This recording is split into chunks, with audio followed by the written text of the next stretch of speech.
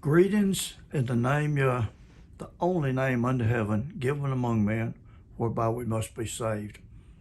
Brother Arnold, wanting to talk to you about the feast coming up here pretty soon. Feast of Unleavened Bread and the Passover. We'll mention about the plague timeline in Egypt, some of my old notes.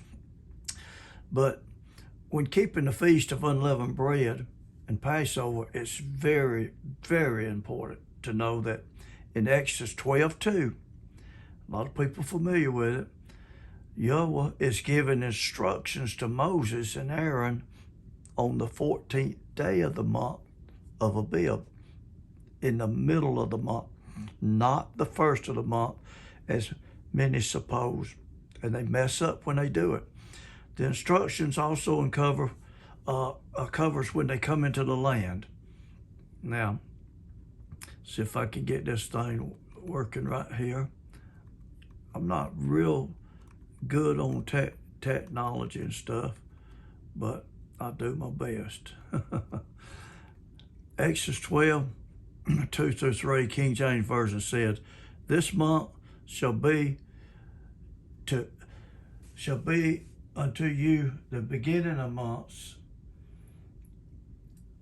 It shall be the first month of the year to you. Speak you unto all the congregation of Israel, saying, in this 10th day of this month they shall take to them every man a lamb according to the house of their fathers, a lamb for one house." Well, I can see how people go wrong on this right here, but let me say this right here. You know, I wished I had my my mouse thing working, but I don't. But anyhow, watch this. It immediately after the instructions were given, remember he was giving Moses instructions, speaking to the children of Israel, they killed the lamb, which, among other things, which I'll present conclusively evidence that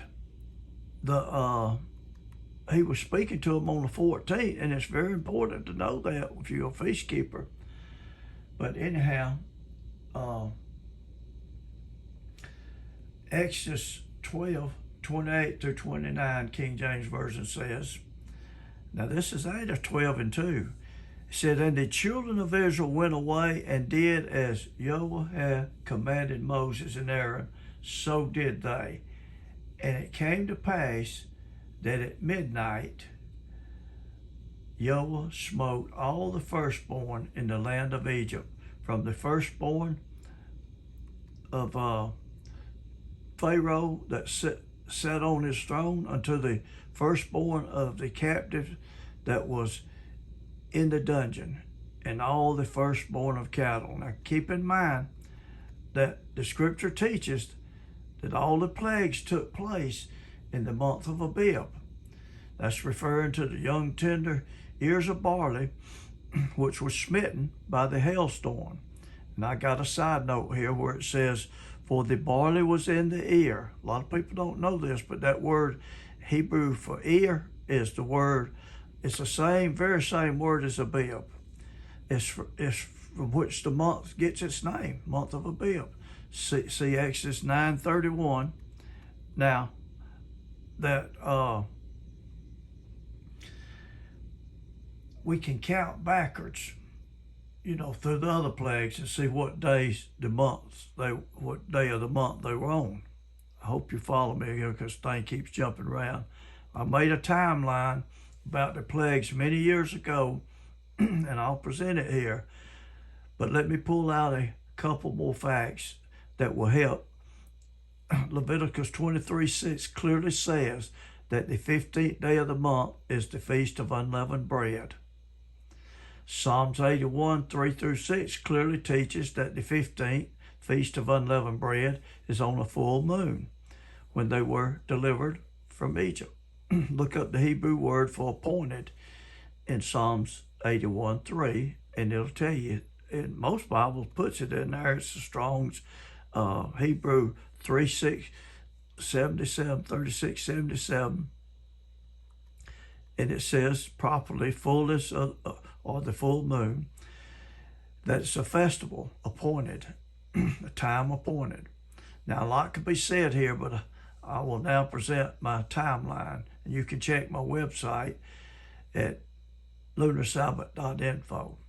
Now, I don't claim that this timeline is 100% close. I stopped working on it years ago. But here it is. The scripture teaches that when the plagues started, they were back to back. A lot of people don't even know that, but they were back to back. In other words, when a plague was taken away, the children of Israel expected to leave right away. But as soon as Pharaoh's heart was hardened, another plague hit. Some on the very same day and others the next day. I made this timeline, like I said, years ago. The first plague of the blood and the water lasted 7 days. And the 9th plague lasted 3 days. That's the 3 days of darkness. Listen, and all the other plagues were no more than a day apart, and some on the very same day. Now, you'll probably have to stop this and meditate on it, and probably be boring to some people, but the reason behind this could have been because the other 8 plagues did not need as much time to really be felt. 1 day of bloody water and 1 day of darkness may not have been as damaging as 1 day with the frogs, lice, the flies, boils, cattle, smitten, and so forth, the hail, locusts, and the killing of the firstborn. And therefore the Almighty saw fit to stretch them out to make a greater impact, because he wanted his name to be declared throughout all the land. Listen. At any rate, the Almighty heard the cry of the children of Israel, and remember his covenant. Remember this covenant with Abraham, Isaac, and Jacob. And I'm reading through my notes here. He sent Moses and Aaron to speak with Pharaoh, to send forth the children of Israel out of his land, and to keep the feast of the Almighty, which takes place on the 15th day. But Pharaoh's heart was hardened, so that he would not readily let them go, for reasons I will explain in a minute. Around the time of the Exodus, the children of Israel were making bricks for Egypt instead of working the fields, possibly keeping them busy waiting for the harvest time to begin. They were slaves, were not allowed to sit idle while waiting for the harvest, so they were making bricks. Once the Almighty, I ain't going to try to back it up and read what that is because it's a thing, but anyhow, Pharaoh refused to let them go. It took about two days for them to see that they could not gather their own straw to make bricks and keep up the same tally. You can read that in Exodus 5:1 through 14. And it shows this. It was setting the stage for the plagues. Again, when the plague started in the new moon of Abib, around February 20th, I could go into that, listen, which we will see shortly. See, a new moon always is going to be the first month of the year. It's always going to be a new moon after the year begins. And a year begins on February 20th, not March 20 or 21st or whatever, but February 20. And you have to see my articles on that, or go to my YouTube channel, look under there. But we're going to see shortly that the plagues were one right after the other. And it was all in the month of Abib, young tender ears of grain. But a possible reason he hardened Pharaoh's heart is so that he would not readily let them go and sent the plague, is because Pharaoh would have gotten some of the credit for letting the children of Israel go instead of Yahweh. If he had readily agreed, he would have said, yeah, Yahweh showed me, and I'm going to let the children of Israel go. but Pharaoh didn't have nothing to do with it. He could have shared in the glory by saying he decided to let the children of Israel go, but Yahweh said he would not give or share his glory or give his glory to another. The Almighty wanted full credit, and it jumped on past there, and I can't read what my note was, but Yahweh wanted the full credit. He didn't want Pharaoh to get none of it, and Yahweh got it too. He also wanted his name declared throughout all the earth, not Pharaoh's. You know, had the Almighty not hardened Pharaoh's heart, it would have been told that Moses or Pharaoh obeyed the Almighty and let them go. They would have praised him. But with the plagues and the hardening of Pharaoh's heart, everything is magnified, and the Almighty gets all the glory because he made Pharaoh let them go. And therefore, it was the mighty hand of Yahweh that brought them out of Egypt. Listen, also the children of Israel would have more room to doubt whether it was the Almighty or Pharaoh just decided to let them go. If Pharaoh had said, yeah, I'll let them go, give permission that first time around, but some would probably give Pharaoh thanks, and the Almighty wants all the glory. And I'm going to get on past this. That's just some possibilities. But each time a plague was taken away, the Israelites were expected to leave and had their backpacks prepared to leave rapidly, shoes on the feet, staff in the hand, so forth. But Yahweh had each time one more miracle before their exodus, every time. Listen. Now, would they have unpacked their bags because of a long intermission between each of the plagues? No, listen. Remember, the Almighty heard the cries of the children of Israel and was going to deliver them, and they were to hold a deliverance feast to him for their deliverance, and that feast was referring to the 15th of the month of Abib. And time was of an essence because they wanted, go 3 days into the wilderness, remember? The Almighty made it more memorable with the plagues, but they didn't get to go 3 days' journey from Egypt to begin the feast. So they kept the feast of unleavened bread on the road, but did get a 3 days' journey away from Egypt during the feast. And you'll see some of what I'm talking about when you read this, what I'm going to give you to read here in a minute. And I jumped on by it. But anyhow, the instructions on the 14th day of the month in which these plagues happened, all the plagues happened in it should say the month of Abib. Now, most people miss the fact that he was speaking on the 14th. It's very important. This is what my whole thing's about in Exodus 12:2, because they are not reading far enough before and after chapter 12. They just read 12 and 2. They think, well, that's the first of the month. And I see why they could think that, but it's not so. Listen, and possibly have their own version or private interpretation of what happened. Verse 21 and 28 and 29 of chapter 12, if you'll read it, it should be enough to prove he was speaking to them on the 14th. But there's more proof than that of the moon. But if you read all, starting from chapter 7 and all them chapters up to it, it's undeniable to a truth seeker. But listen, let's examine the timeline of the plagues. I intend to show conclusive proof that there were plagues that were followed by another plague very next day, and some possibly on the same day. And therefore, there is no reason to believe that the other plagues are not specific, do not follow suit. Listen, the deadline, they had a deadline to meet on the 15th, and the plagues were escalated, not postponed.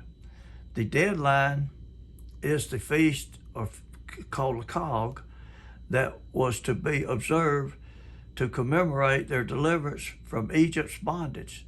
Moses explained to Pharaoh that they must leave Egypt and hold a feast, a Cog, to the Almighty, Exodus 5:1 and verse 10, Exodus 10:9, 5:1 and 10:9. At any rate, the hail and locusts and darkness was sometime before the COG deadline. They were asking to be a 3 days journey away from Egypt to begin the COG or Feast of Unleavened Bread on the 15th. This deadline proves there was no major delay between plagues. I had people try to tell me there was.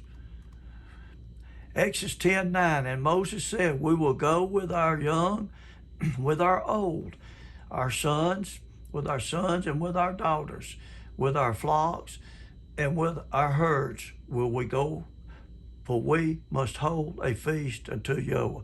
You know, I want to mind, if you're listening this far, that you can always go. I'm going to put this in my notes underneath. If you don't want to hear me thumbing through this, you can go over and just read what I jotted down years ago.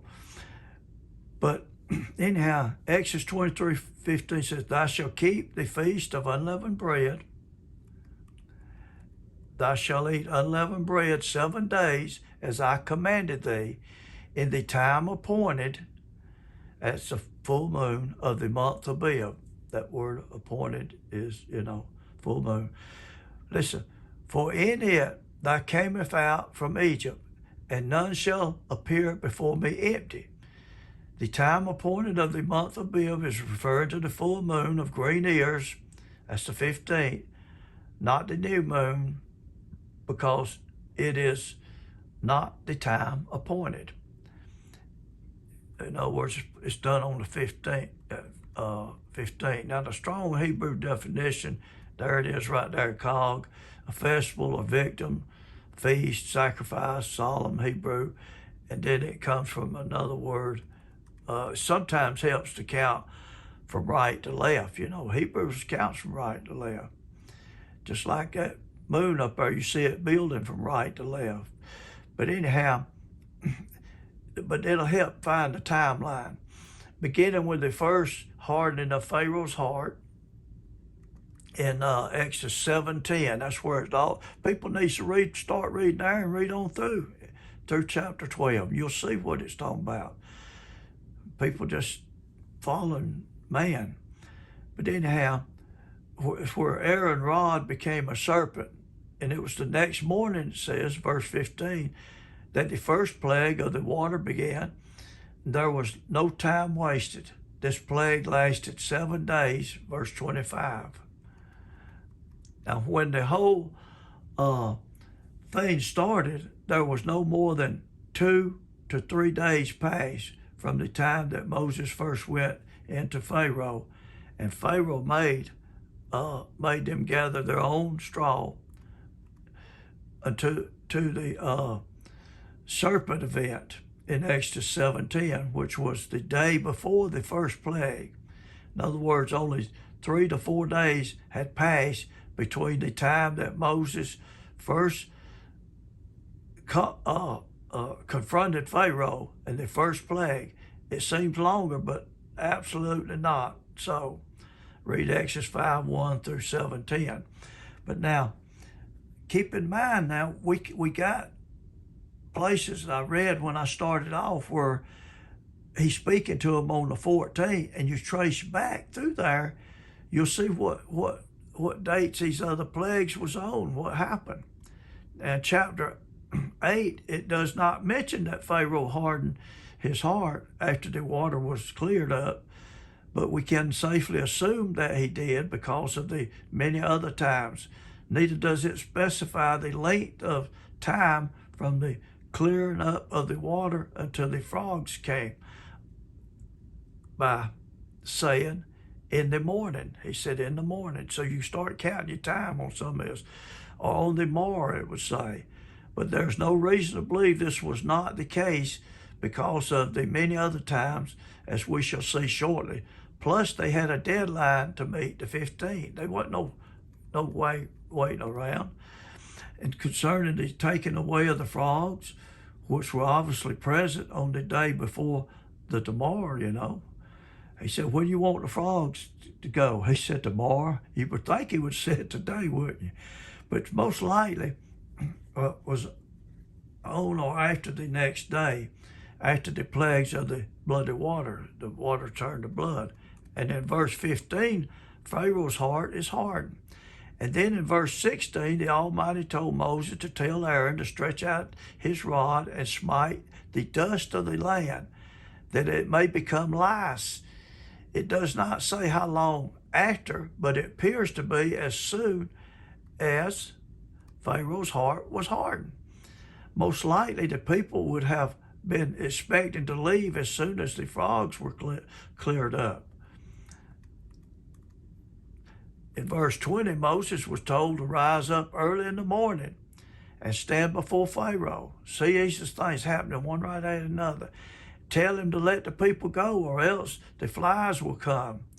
He says he will put a division between his people and the people of Egypt. It says tomorrow this sign shall be. That's in verse 23. You'll have to study this for yourself. There's no question that the plagues were back to back. And in verse 29, Moses said that he will get rid of the swarms of flies tomorrow. So you keep counting, you do your timeline. And in verse 32, remember, it's many years ago that I wrote this, so I hadn't even read it good. Listen, verse 30, after the flies are gone, Pharaoh hardened his heart. And like I said, most people won't be interested in this, or a lot of people won't. The 8th chapter ends, but the thought is still going on. You know, chapters put in there by man. It goes on into the 9th chapter. Chapter 9:1, the Almighty told Moses to go in and tell Pharaoh that he was going to kill the cattle if he did not let them go, and says he will do it tomorrow. So you got your timeline. This was after Exodus 8:32, where Pharaoh's heart hardened his heart. And now in Exodus 9:1, he says that he will do it tomorrow, meaning the day after Pharaoh hardened his heart. Every time Pharaoh hardened his heart, there's no reason to believe that there was a long space of time before the next plague. When you do away with the man-made chapters and keep reading, we see that the cattle killing plague came immediately after the plague of the flies, which in turn came immediately after the plague of the lice, which most likely came immediately after the frogs, which most likely came immediately after the bloody water, which definitely came after the serpent event, when Pharaoh's heart was hardened for the first time, which was that the most 3 days from where everything began. Remember, you can go over and read my notes. So far, we have some conclusive back-to-back plagues and some not so conclusive. But the conclusive back-to-back plagues outnumber the ones that are not conclusive ones, making it a better choice to assume, if you're going to do that the plagues were back-to-back, than to assume that they wasn't back-to-back. After Pharaoh's heart is hardened, in verse 10:7, after the killing of the cattle, then in verse 8, Moses and Aaron are told to bring on the boils. There's no reason to think this was not immediately after Pharaoh's heart was hardened. Remember, each time the people were hoping to leave, and they had a deadline to meet. They wanted to get out of 15, because that's the call. That's the 15th was drawing near. Pharaoh's hardened again after the boils in 9:12, and then verse 13 through 18 says for Moses to rise up early in the morning. That means the next day after Pharaoh's heart was hardened.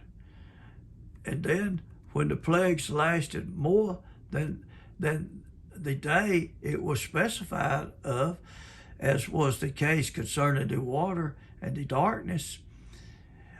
I will finish this later. I got here. I must have quit on it. But as of now, I can only count about 19 days from start to finish. Not the start of the plagues, but when Pharaoh was first visited by Moses. I know this is not real clear yet, but I will try to clean up some more. And I, for some reason, left it off, didn't do it. I believe the scripture teaches that all of the plagues took place in the month of Abib. Scripture teaches that they were brought out of Egypt in the month of Abib. And it was by a mighty hand and stretched out arm, it says, with signs and wonders. You know, he said he brought them out with signs and wonders. All these plagues was in the month of Abib. Deuteronomy 4:34 and 5:15, 7:19, 11:2, and Deuteronomy 28:26:8 all show that they were brought out of Egypt with a mighty hand and stretched out arm, and it was by these plagues, you know, these terrible signs and wonders, it says. The first plague was the water turned to blood, and it lasted 7 days. I believe the new moon of Abib began when the 7 days were fulfilled. That's in 7:25 of Exodus. Assuming this is correct, everything should line up all the way through to the 14th day of the moon when they spoiled the Egyptians, 11:1. And I got something I could say on that, through 11:1 through 4. It not only lines up, but the 8th day of the month, which we believe to be a Sabbath, keeping lunar Sabbaths, there was no plague poured out. This doesn't mean he cannot bring judgment on the Sabbath day. It just could be a coincidence, but I found it interesting. It's not at all likely that the plagues of Pharaoh's heart was hardened. There would be no reason for him to, or someone to, could argue that he had to think about it for a while before he brought on the next plague. I've had people talk about that. He had to think about it. Or maybe give him more time to change his mind, but it don't read that way. If the above is the case, the plagues had to be back to back because the Egyptians could not have stood very long plagues, because when the lice, etc., got a hold of them, crawling up their nose and in their eyes and ears and every part of their body, they would have immediately sent for Moses, and he would have came immediately, or they would all died. Once the plagues was gone, the Israelites wanted to leave right away, but Pharaoh's heart, you know, I was reading today and thinking about it. Pharaoh hardened his heart again. He doesn't let them go, and he went at him with the chariots, but I ain't gonna get into all that. But anyhow,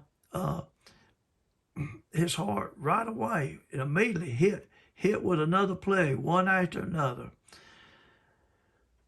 So the Almighty brought them out with a mighty hand, stretched out arm, signs and wonders, and it was all in the month of Abib.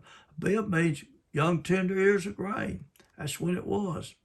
I'm trying to find the correct timeline for the plagues in Egypt. I believe the fallen will work and put the signs and wonders in the month of Abib, for it was in the month of Abib that he brought them out with a mighty hand, stretched out arm. But anyhow, when I count backwards from the 14th, because see, we got a positive 14th day mentioned there in 15th too, and count back through the plagues, I come to the 7th day of the first plague, where the waters were turned to blood as the new moon. You can find the day of the new moon there. Exodus 7:25, 7th day of the plague on the water, the first day, the new moon. Anyhow, Exodus 8:5, frogs came, 2nd day.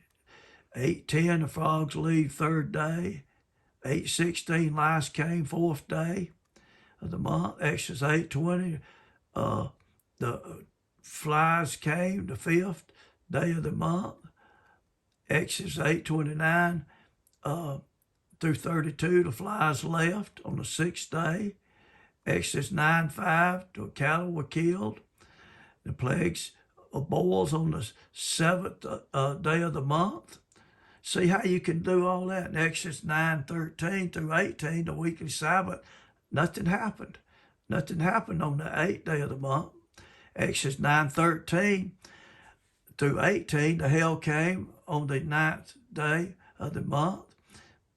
And then Exodus 10:4, the locust came. 10:4 through 20, the locust came on the 10th day of the month. So you've traced this back from your pinpointed 14th.